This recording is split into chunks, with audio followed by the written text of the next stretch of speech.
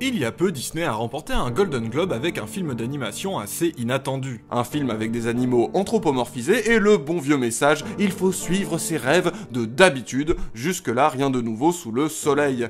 Mais plus étonnant, un film dénué de féerisme et situé dans un contexte résolument moderne, plus inspiré par le buddy movie que par le conte, qui tourne essentiellement autour de problématiques sociales en décrivant et questionnant, comme son titre l'indique, une supposée utopie. Alors là, un Disney qui veut s'attaquer à des grandes questions sociales modernes à grands coups d'allégorie animalière, sans se cacher derrière son petit doigt, moi je dis oui. Oui, sauf que justement, après visionnage, on peut se demander, de quoi ça parlait au final? D'où la question du jour, Zootopia est-il à côté de la plaque? Zootopia, c'est un peu l'anti-Roi Lion qui utilise lui aussi des catégories d'animaux pour parler de l'organisation de la société, mais sur des valeurs totalement opposées. Je vous refais pas le topo, mais Mufasa il pèterait un câble à Zootopie. On est quand même passé d'un régime hyper hiérarchisé où les dominants bouffent tranquillou leur sujet à un monde où le rapport prédateur-proie a été totalement aboli. Et cette utopie où chaque animal est censé être l'égal des autres, finalement la seule critique qui lui est faite, c'est pas qu'elle serait contre nature ou je sais pas quoi, mais qu'elle ne soit au contraire pas complètement effective. Du coup dans Zootopia, la représentation de races différentes est bien moins problématique, on peut tout à fait imaginer que ce soit des groupes ethniques, sociaux ou religieux différents, même si ça implique des discriminations. Ben oui, vu que c'est le sujet du film. Ici, elles sont décrites comme des injustices et pas un ordre naturel, contrairement au hasard, aux hyènes dans le Roi Lion. Enfin, quoique dans Zootopia, je suis en train de me dire qu'il n'y a pas de hyènes non plus, mais putain, c'est quoi le problème à la fin avec... Ah si, c'est bon, Judy écoute du Yena Gomez sur son iPod, vous pouvez venir les filles. Mais si Zootopia ne fait pas semblant de parler de société, de préjugés et de discrimination, on est quand même en droit de se demander mais qu'est-ce qu'elles représentent toutes ces bébêtes? Je l'ai déjà expliqué dans l'épisode sur les cartoons, les personnages animaux ont une symbolique, au moins inconsciente. Enfin, évidemment, c'est une métaphore, un symbole. Symbolique qui a plus à voir avec notre imaginaire collectif qu'avec les vrais animaux de la réalité véritable. Zootopia n'échappe évidemment pas à la règle, comme une sorte de gros fable de la fontaine All Stars. Bon, il y a des trucs super évidents, genre le maire de la ville, c'est un lion justement, parce que roi de la savane, fier, arrogant, tout ça. Le renard, lui, c'est un petit malin, parce que... Renard, sacré pan, sacré pouille, coquin. D'ailleurs, c'est assez fin, parce que l'image archétypale qu'on a des animaux, dans Zootopia, c'est l'image que la société a d'eux. Des fois, c'est des associations d'idées plus originales ou plus visuelles, mais qui se comprennent très vite. Les paresseux, évidemment, c'est des fonctionnaires de l'administration, ou par exemple le yak avec sa grosse touffe et ses mouches, c'est un gros hippie dégueu, et puis le yak, c'est le Népal, tout ça. Ou genre les lemmings qui sont dans la finance, c'est une armada de types totalement identiques et hyper affairés, en plus ça permet un super jeu de mots avec les Mans Brothers. Bon, tout ça d'accord, c'est très bien, et puis c'est souvent très drôle, mais bon, on va pas se contenter d'animaux rigolos, là c'est du sérieux, on n'est pas dans un DreamWorks. Alors qui est discriminé dans Zootopia? Dans la réalité, surtout dans la société américaine dont s'inspire le film, tu peux identifier aisément des groupes dominés et d'autres privilégiés. Ça peut être une question raciale, religieuse, de classe, etc. Sauf que dans Zootopia, c'est tout sauf clair. Y a pas genre une catégorie ciblée qui est décrite comme opprimée, type les bohémiens dans le bossu, ou un vil méchant oppresseur bien identifié lui aussi, responsable de tous ces problèmes, comme dans le bossu par exemple. Déjà, il n'y a pas de persécution, d'apartheid officiel ou même de loi raciste. Officiellement, tous les animaux sont égaux.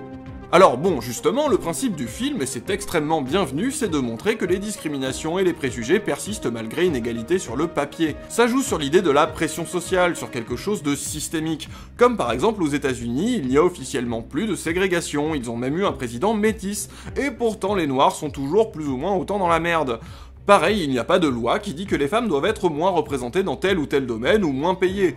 Et pourtant c'est le cas. Donc moi j'ai envie de plus soyer dès demain, sauf que là encore je viens de citer des groupes clairement identifiés, mais dans le film ça correspond à quoi? La première distinction qu'on nous balance et qui aurait paru évidente, c'est ex-prédateur versus ex-proie. En plus c'est assez intuitif, si tu te la joues chaîne alimentaire, tu te retrouves avec des dominants, les carnivores, des mangeurs de viande, des viandosaures et des dominés, les herbivores. Sauf que très vite tu comprends que ça marche pas. Certes le maire c'est un lion, mais le chef de la police c'est un buffle.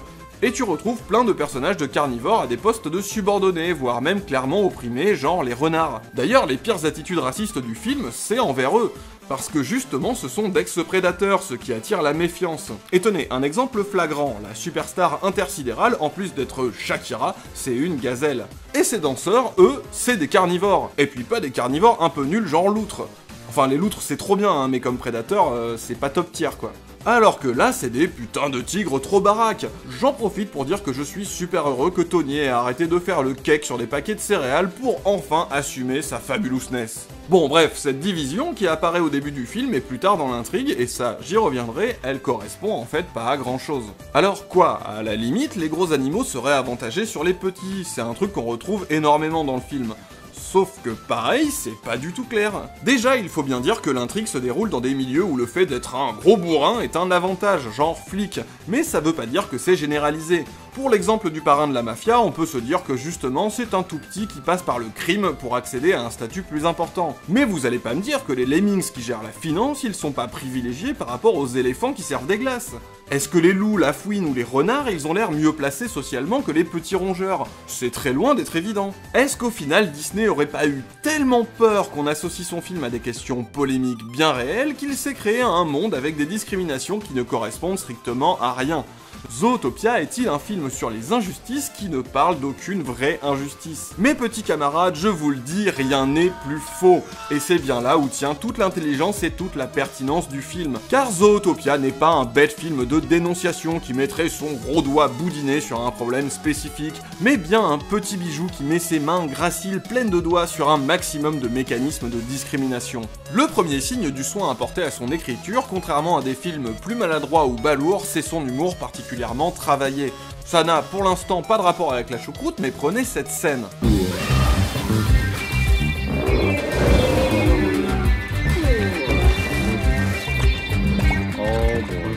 Does this make you uncomfortable? C'est énorme. Je suis désolé, ça paraît con comme ça, mais c'est énorme. C'est des animaux tout nus. C'est pas supposé être choquant, comme le fait que Donald il ait jamais de froc. Et eux, ils ont pensé à ce paradoxe et ils te font, au calme, dans un film pour enfants, un gag sur des gens qui montrent leur partie en full frontal explicite. Il y a beaucoup de traits d'humour très bien pensés dans ce film, ce qui montre à quel point l'équipe créative maîtrisait son écriture. Surtout, et c'est là qu'on en revient à nos moutons, avec des blagues comme ça. I gotta tell you, you are even cuter than I thought you'd be. Ooh, you probably didn't know, but a bunny can call another bunny cute, but when other animals do it, it's a little... Ça, c'est sans détour une vanne qui fait référence à l'usage de termes offensants par les concernés eux-mêmes, exactement comme quand les Noirs américains disent que nigger c'est leur mot. But the question remains the same. Can white people say nigga? And the answer's the same. Not really. Non, puis même la blague sur les cheveux crépus du petit mouton, vous allez pas me dire que ça vous évoque rien. Alors Zootopia qui aurait peur de faire référence à des sujets épineux, mon cul d'éléphant tout nu. Si vous prenez la société dans son ensemble, le film ne vous laisse pas vraiment trouver une allégorie qui fonctionne dans la réalité. Zootopia ne fait pas référence de manière générale à une problématique, et c'est tant mieux. Jusqu'à longtemps, dans l'étape de pré-production, le scénario était très différent. Les carnivores devaient porter un collier qui réprimait tout comportement de prédation afin d'assurer la paix sociale. Cette version faisait d'eux un groupe opprimé clairement identifié, qui retournait un peu le schéma classique où ce sont d'habitude plutôt eux les dominants. Au final, tout a été changé, notamment parce que c'était beaucoup trop badant, mais surtout cette version avait une faiblesse par rapport au script final. Cette histoire de collier faisait beaucoup trop penser à des oppressions réelles historiques. On pouvait penser au fichage des juifs, tandis que le collier rappelait énormément les esclaves, surtout dans un film ricain. C'est très bien de faire des allégories de ces moments-là, mais ça ancre des références précises, au point qu'il est plus difficile d'en tirer des conclusions plus universelles.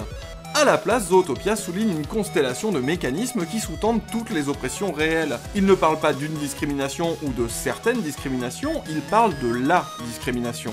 Quant aux références et clins d'œil spécifiques, on les trouvera dans la myriade de détails qui foisonnent à chaque séquence. Prenons Judy, puisque c'est l'héroïne qui va devoir se confronter à ses préjugés pour accomplir son rêve. Pourquoi est-elle discriminée? Parce que c'est un lapin. Point. Mais les lapins, c'est une allégorie de quoi? Ben plein de choses du coup, du racisme ou de l'homophobie, pensez au traitement des LGBT dans la police ou l'armée américaine, ou du mépris de classe, elle vient d'une famille modeste de la campagne. Étonné, à aucun moment il n'est stipulé que son genre pose problème. Mais vous pensez vraiment que c'est un hasard qu'ils aient choisi de montrer un personnage féminin galérer pour être respecté en tant que flic au milieu de ces gros bourrins? Ce n'est pas la raison invoquée par le film, il y a d'ailleurs d'autres fliquettes, mais ça fait fonctionner la représentation à balle. Et d'ailleurs Judy intègre la police par un programme de discrimination positive, référence très réelle, mais référence à des quotas de minorité, ou des programmes de parité, ou des bourses pour favoriser les candidats de milieu modeste, là encore plein de choses qui relèvent d'un même mécanisme. Et prenons Nick, son approche et son vécu sont totalement différents, même s'il est tout aussi discriminé. Déjà, Judy a un rapport très naïf à ça, par exemple dans le fait de faire attention aux termes employés, alors que Nick, lui, il est pas du tout Charlie, il est beaucoup plus blasé et pragmatique. D'ailleurs, à l'origine, il devait être le principal protagoniste, avec Judy en sidekick, avant que l'équipe ne se rende compte qu'il était moins intéressant de centrer le point de vue sur quelqu'un qui connaît déjà la vérité sur les failles de cette utopie. Il a plus l'attitude du mec qui ne se voile pas la face sur ses problèmes et qui finit par s'en amuser. Lui, il sait que cette utopie c'est du vent, et il s'en fout d'employer des termes offensants envers un lapin. You can't touch me, Carrots. I've been doing this since I was born. You're gonna want to refrain from calling me Carrot. D'ailleurs, malgré les précautions politiquement correctes que prend Judy, c'est elle qui se montre finalement plus raciste en le suspectant immédiatement parce qu'il est un renard ou en se promenant avec un répulsif. Ce sont deux types d'attitudes qu'on peut retrouver chez de nombreuses personnes sur des sujets très divers et qui ont toutes les deux leurs raisons et leurs contradictions. Qui plus est, Nick soulève une autre question. Si Judy veut se battre pour prouver que la société a tort, lui se trouve dans la position suivante. Quoi que je fasse, je serai toujours considéré comme un délinquant roublard parce que je suis un renard. Donc autant être un délinquant roublard. Bonnie menteur, surtout menteur, de couleur, feu et d'artifice. Escroc mignon, gentil frimeur, sa vérité c'est la malice. Croiser son regard dans la rue, vos lunettes ont disparu. Et ça, c'est un vrai moteur de pression sociale bien réel qu'on va retrouver chez plein de groupes qui en ont ras le cul de s'acharner à chercher des boulots qu'on leur refuse ou de se faire contrôler au faciès. En fait, il a accepté le racisme comme un truc auquel il peut pas vraiment échapper et du coup il en joue. Par exemple, il y a un détail dans son arnaque, une étape consiste à faire passer un fennec pour son gamin. Putain, mais en fait, les gens, ils doivent être super racistes pour prendre un fennec adulte pour un bébé renard. Et puisqu'il y a quand même un méchant planqué dans tout ça, je vais devoir faire une zone spoiler. Donc, si vous ne voulez pas vous divulgacher le retournement de situation, cliquez sur ce tigre super fab. Je le laisse danser quelques secondes pour vous laisser le temps. Et parce que je m'en lasserai jamais. Bon, donc toute l'embrouille du film est orchestrée, surprise, par le si gentil petit mouton que personne ne soupçonnait. Alors c'est un choix assez troublant parce que pour le coup, le bad guy c'est pas un oppresseur à la base, c'est même une opprimée. Du coup là on a typiquement affaire au méchant qui en a juste tellement marre de se tuer à réparer les injustices qu'il en vient à les retourner. Alors on pourrait se dire, ouais super, le vilain c'est encore celui qui veut changer le monde, bravo le veau. Votez. Bravo le veau. Mais en fait, c'est un choix qui a du sens, parce que ça reste dans la logique d'un truc systémique. C'est l'injustice qui produit le méchant et non l'inverse. Le personnage est un peu construit comme une Dark Judy. Tout comme elle, c'est une petite herbivore pleine de bonne volonté et qui refuse d'accepter le monde tel qu'il est.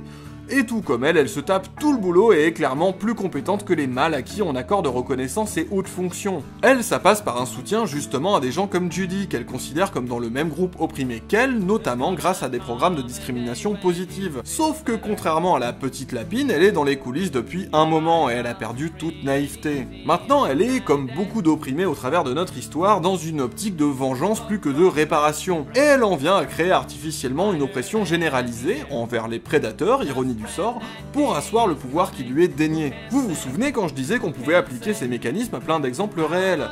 Et ben là, je sais pas si c'est fait exprès, je pense pas vraiment, mais ça m'évoque les ressorts d'un truc historique bien particulier et malheureusement toujours d'actualité, l'antisémitisme. Bon, déjà vous avez le principe de la désignation d'un bouc émissaire à des fins politiques. Classique, propre, ça marche pour tout. Mais en plus, elle le fait en expliquant que ce seraient des privilégiés, même si on a bien vu que ça ne correspondait à rien dans leur société. Juste, elle se base sur des exemples qui l'arrangent, genre le maire qui la fait chier et qui est un carnivore, et elle monte de toutes pièces un complot disant qu'ils sont dangereux et qu'il y en a que pour eux, etc., etc. Fear always works. And I'll dart every predator in Zootopia to keep it that way. Et ce truc du bouc émissaire, là où c'est fort, c'est qu'il marche auprès de gens qui sont eux-mêmes opprimés et qui trouvent là un ennemi et une explication à leurs problèmes, bien plus facile qu'un ensemble de facteurs socio-historiques complexes. Alors du coup, je dis antisémitisme, mais il y a tellement d'autres phénomènes similaires au long de l'histoire et partout dans le monde. Bien sûr, le parallèle que je viens de faire, tout comme les autres exemples tout du long de la vidéo, sont purement interprétatifs. Donc pas la peine d'y aller à coup de « Ah oui, mais tu dis n'importe quoi, t'as la berlue, tu vois des allégories partout, à ce moment-là, moi aussi je peux voir ce que je veux !» Il y a plein d'autres parallèles possibles, et c'est ça qui est fort avec ce film. Il traite de son sujet de manière fondamentale, avec une vocation assez universelle, bien qu'ancrée dans un imaginaire américain, au lieu d'être une grosse métaphore d'un seul exemple bien identifié. Et c'est ce qui nous permet à nous de retrouver ces problématiques un peu partout dans le monde, consciemment, en faisant preuve d'une démarche analytique, ou plus innocemment, comme un enfant ou un spectateur enrichissant sa vision du monde sans le savoir, en profitant tranquillou du dernier Disney.